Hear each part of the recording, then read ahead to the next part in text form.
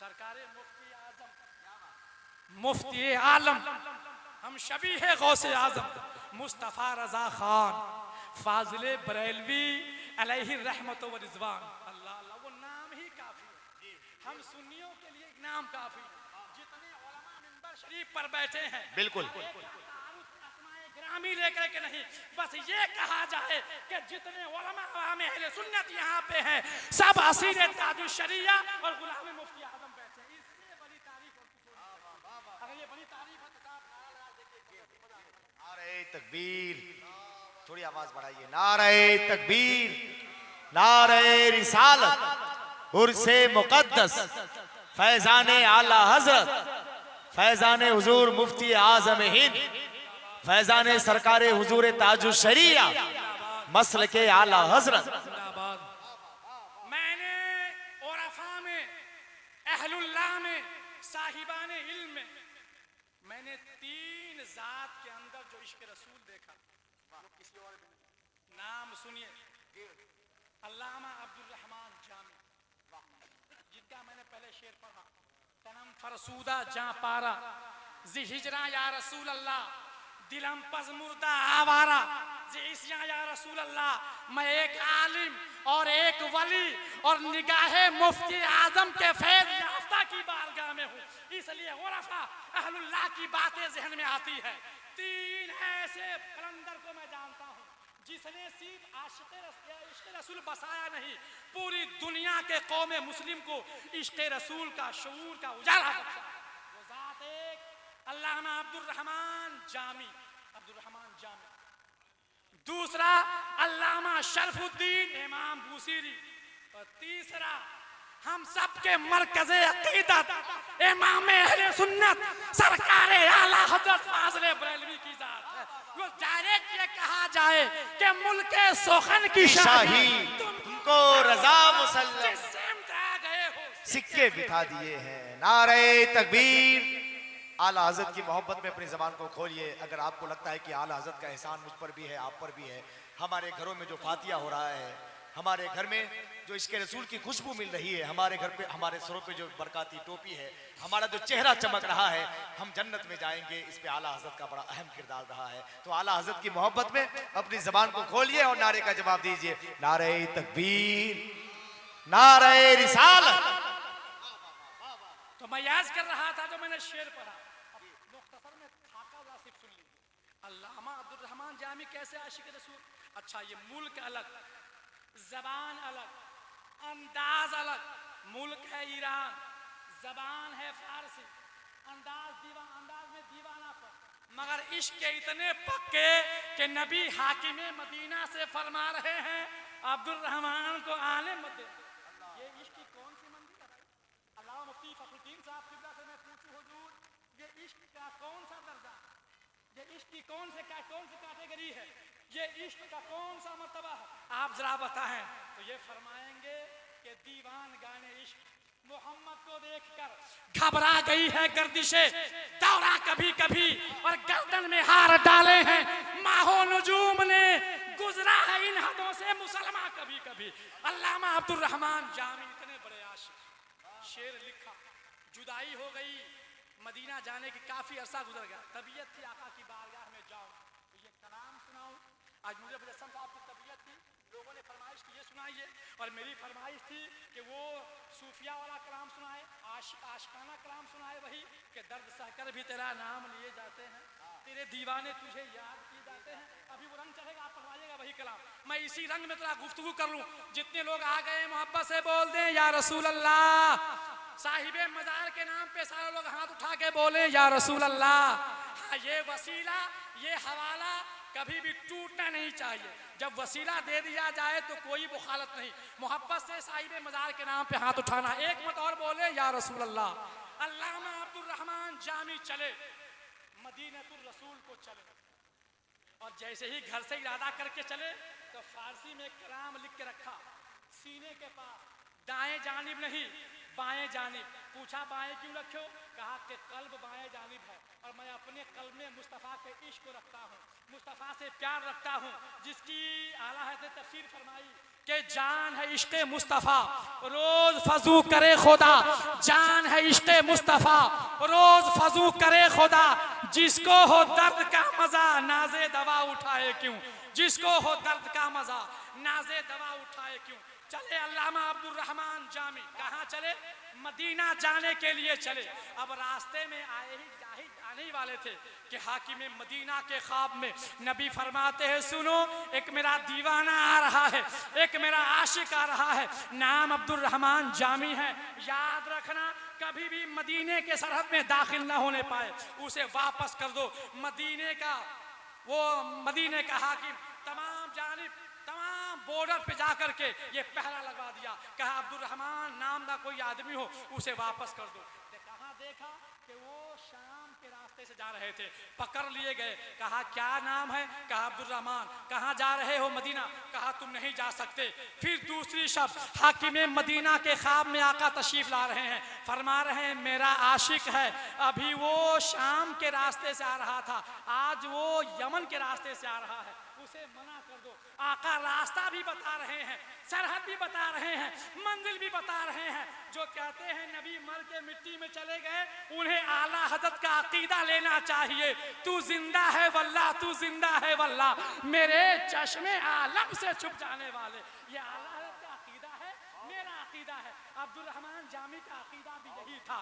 چلے یمن کے راستے پہ پکڑ لیے گئے، پھر واپس کر دیے گئے۔ تیسری شب پھر حاکم مدینہ کے خواب میں نبی تشریف لاتے ہیں، فرماتے ہیں سنو میرا عاشق ہے عبد الرحمن، اب نہ وہ یمن کے راستے سے آ رہا ہے، نہ وہ شام کے راستے سے آ رہا ہے، نہ زمین کے راستے سے آ رہا ہے، نہ آسمان کے راستے سے آ رہا ہے، ایک بزرگ شخص کی لکڑی میں بن کر سر پہ بیٹھ گیا۔ مدینے کا ایک شخص تھا ضعیف، لکڑیاں توڑا کرتا تھا، کہا کہ لکڑی میں باندھ کے لے چلیے مدینہ میں کھول دیجیے۔ اب وہ شخص حکیم مدینہ بڑا پریشان، دیکھا ایک خدا سے رسیدہ بزرگ ہے، کہا لکڑی کو رکھو، کیا ہے؟ کہا لکڑی ہے، کہا کھولو، کھلا تو عبد الرحمن جامی سکرے بیٹھے ہوئے تھے۔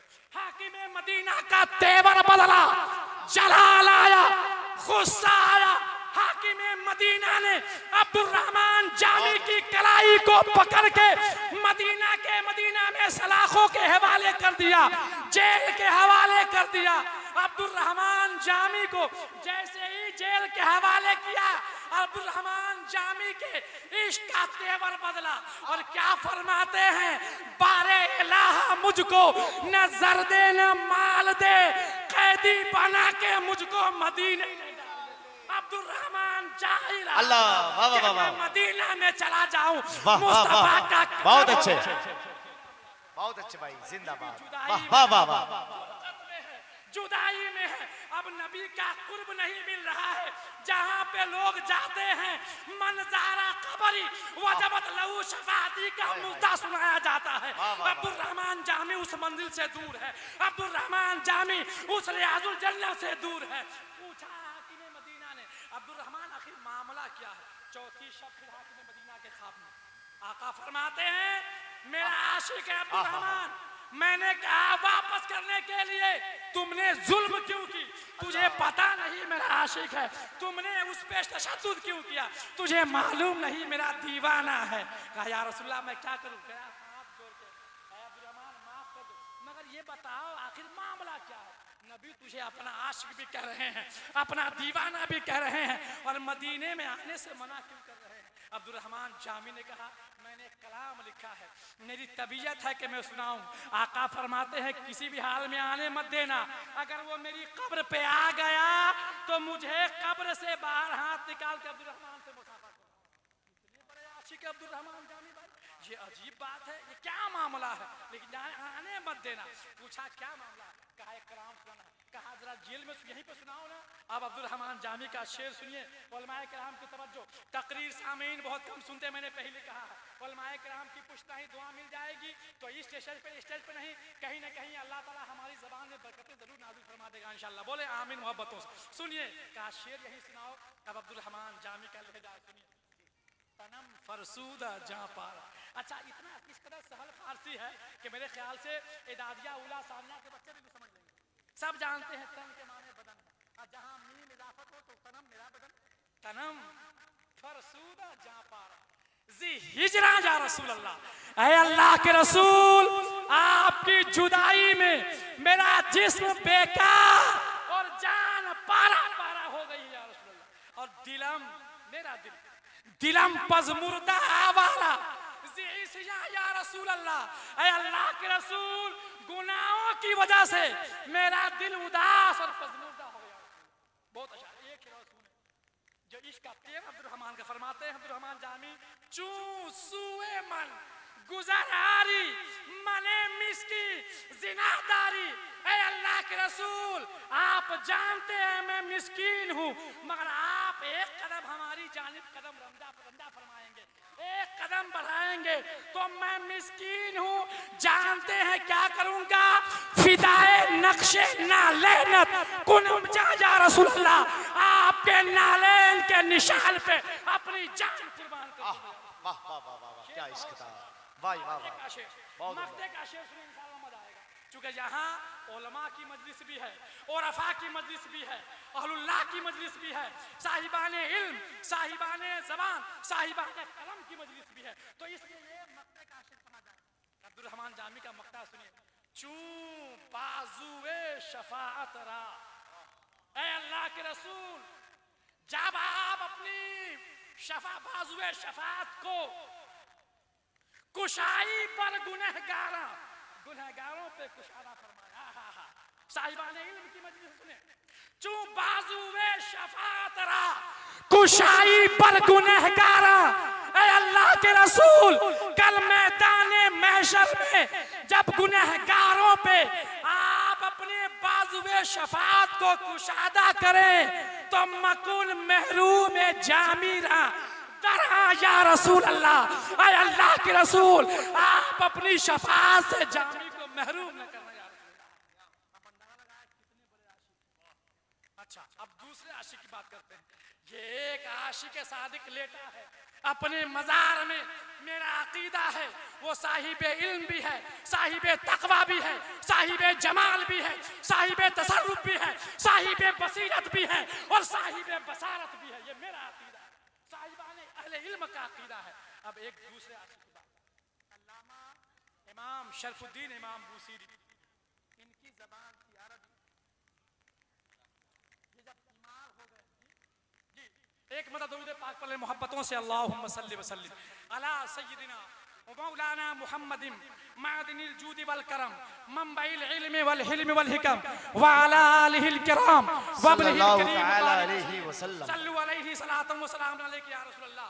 کچھ لوگ آ گئے ہیں، ٹھنڈی کا موسم ہے، شاہراہوں پہ گزرگاہوں پہ گھومنا یہ اچھی بات نہیں ہے، صاحب مزار کی بارگاہ میں فیض کشید کرنے آئے ہیں تو ادب سے ان کی بارگاہ میں آ کر کے بیٹھ جائیے، انشاءاللہ مزہ آنے والا ہے۔ اب بالکل 1 بجنے کے قریب بجی ہے ہماری، 1 ہوا چاہتا ہے قریب سنت صاحب قبلہ، میں عرض کر رہا تھا وہ دوسرا علامہ امام شرف الدین امام بصیری، ان کی زبان تھی عربی، مفتی فخر الدین صاحب قبلہ رضی اللہ اطال اللہ عمرہ کی موجودگی، تو جب وہ فالج کے شکار ہو گئے، جب آپ پیر سے معذور ہو گئے تو صاحب فراش ہو گئے، بستر پہ لیٹ گئے، علاج و معالجہ سے افاقہ کی گنجائش نہیں ہوئی تو آپ نے قرطاس و قلم سنبھالا اور اپنی فکر گنبد خضرا کے آقا کی جانب کی۔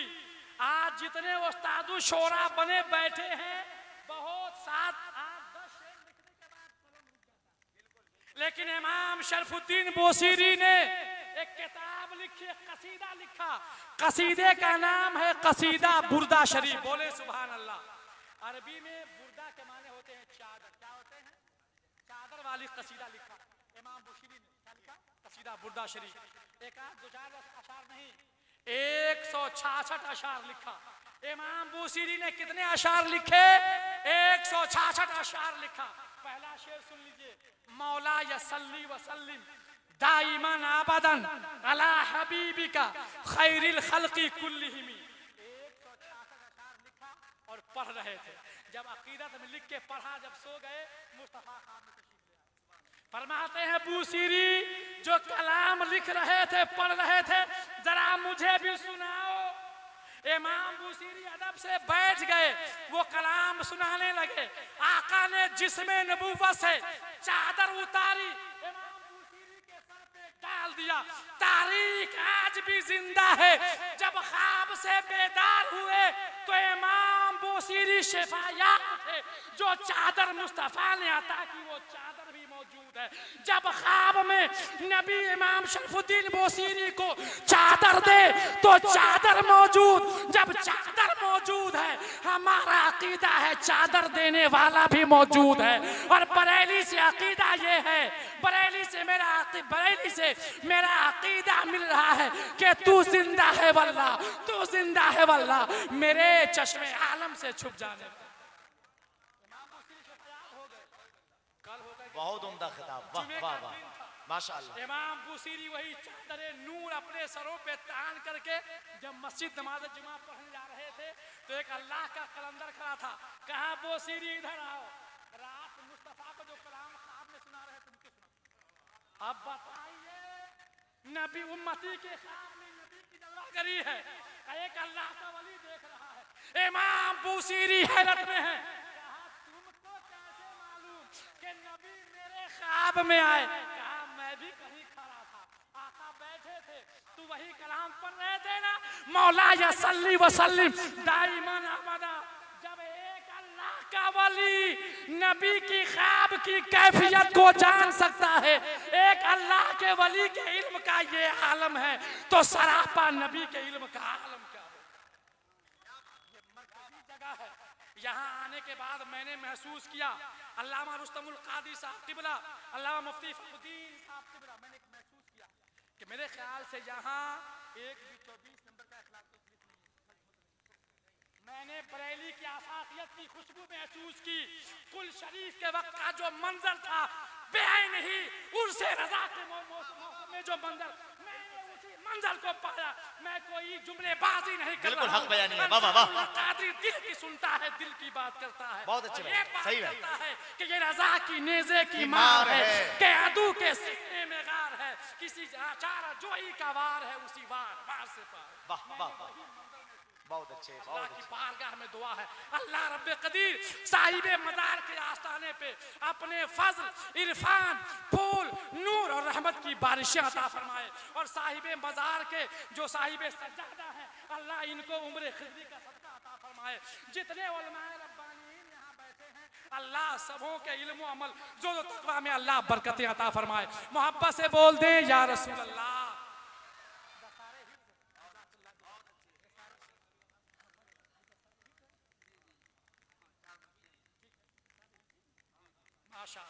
تو میں نے عرض کیا اپنی گفتگو میں کہ وہ منظر بھی آپ دیکھیں گے کہ آپ حیران رہیں گے انشاءاللہ تعالی.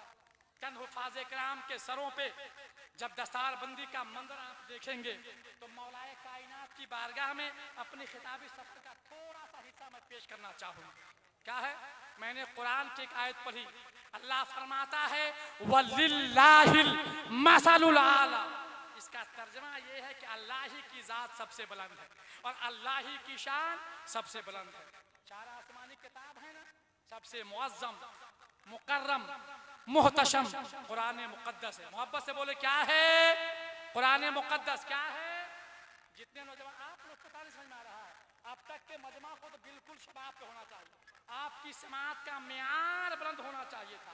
یہ تو کام ہمارے بھائی نقیب اہل سنت صاحب کا ہے، مگر پھر بھی میں کوشش کر رہا ہوں، جد و جہد کر رہا ہوں کہ آپ کے اندر تھوڑی سی حرارت آئے، تھوڑی سی بیداری آئے تو میری گفتگو کا معیار بدلے، تیور بدل جائے. توجہ سے سنیں، محبت سے بول دیں یا رسول اللہ. یا رسول اللہ. جتنا علم توریت میں ہے، جتنا علم توریت میں ہے وہ سارے کے سارا علم زبور میں ہے، اور جو علم زبور میں ہے وہ سارے علم انجیل میں ہے. اور جتنا علم انجیل میں ہے ان تمام علوم کا مرکز وہ قرآن مقدس ہے. بے شک مولا علی کرم اللہ وجہ الکریم سے کسی نے پوچھا اے علی آپ کے پاس کتنا علم ہے؟ نبی فرماتے ہیں آپ علم کے دروازہ ہیں، نبی شر ہے. آپ علم کی کیفیت کیا ہے، کیا جانتے ہیں آپ علم کے حوالے سے؟ تو علی کا جواب علماء کرام سنیں.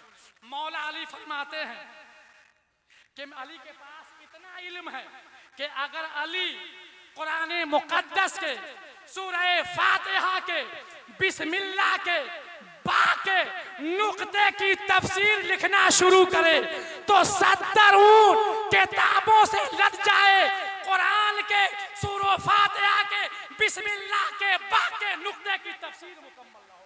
جب علی کے علم کا وقار یہ ہے تو نبی کے علم کا وقار کا عالم کیا ہوگا؟ تو نبی فرماتے ہیں انا مدینۃ العلم وعلی بابھا، میں علم کا شہر ہوں، علی اس کے دروازہ ہے. حالانکہ حدیث پاک کا پورا ٹکڑا کچھ اس طرح ہے انا مدینۃ العلم وابا بکر بنیادھا، میں علم کا شہر ہوں، ابو بکر اس کی بنیاد ہے. انا مدینۃ العلم وعمر جدارھا، میں علم کا شہر ہوں، عمر اس کی دیوار ہے. انا مدینۃ العلم وعثمان سقفھا، میں علم کا شہر ہوں، عثمان اس کی چھت ہے. انا مدینۃ العلم وعلی بابھا، میں علم کا شہر ہوں، علی اس کے دروازہ. کیا بات، بہت اچھا بھائی، واہ واہ واہ واہ، ماشاءاللہ، واہ واہ. ایک علی جن سے علم کا بھی شمع روشن ہے، ولایت کی بھی شمع روشن ہے.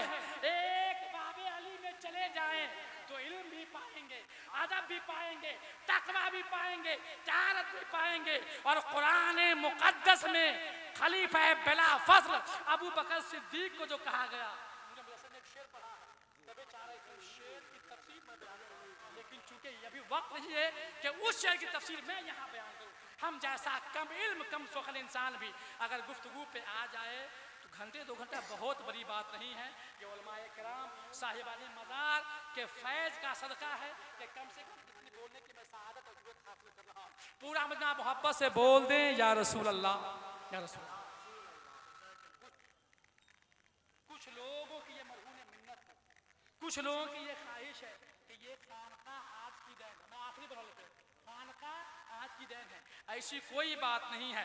تاجدار کائنات نے جب سے قدم نبوت کو اس زمین کو مشرف کیا ہے، اسی دن سے ایک طرف خانقاہ دستگاہ وجود میں آ رہی ہے تو دوسری طرف خانقاہ وجود میں آ رہی ہے. آپ مدینہ پاک کا وہ چبوترا جسے اصحاب صفا کہا جاتا ہے، ایک معلم ہے، تاجدار کائنات ہے، ایک معلم کائنات ہے، مگر علم قرآن بھی پڑھا رہے ہیں، علم حدیث بھی پڑھا رہے ہیں، علم جہاد بھی پڑھا رہے ہیں، علم معرفت بھی پڑھا رہے ہیں. سارے علوم کا مرکز اور مسکن تاجدار کائنات بن کے بیٹھے ہیں. اور مسجد نبوی میں وہ اصحاب صفا کا جو چبوترا ہے، بڑے بڑے محدثین اسی چبوترے پہ بیٹھ کر کے علم حدیث کی خوشبو سے اپنے وجود کو معطر کیا. کوئی ایران میں جا کر کے علم حدیث کی خوشبو پھیلا رہا ہے، کوئی ہندوستان میں آ کر کے علم عروج کی خوشبو پھیلا رہا ہے، کوئی پوری دنیا کے گوشے گوشے میں جا کر کے علم فلکیات، علم حیات کے علم کا اجالا بخش رہا ہے. ایک معلم کائنات ہے، ہزاروں علوم پیدا کر رہے ہیں. اب جانتے ہیں آپ درس نظامی میں ایک کتاب ہے، علامہ پڑھاتے ہوں گے، نور الایضاح. نور الایضاح سے لے کر کے ہدایہ تک فقہائے کرام نے پانی کے ساتھ کس نے بیان کرا؟ نور الایضاح سے لے کر کے ہدایہ تک.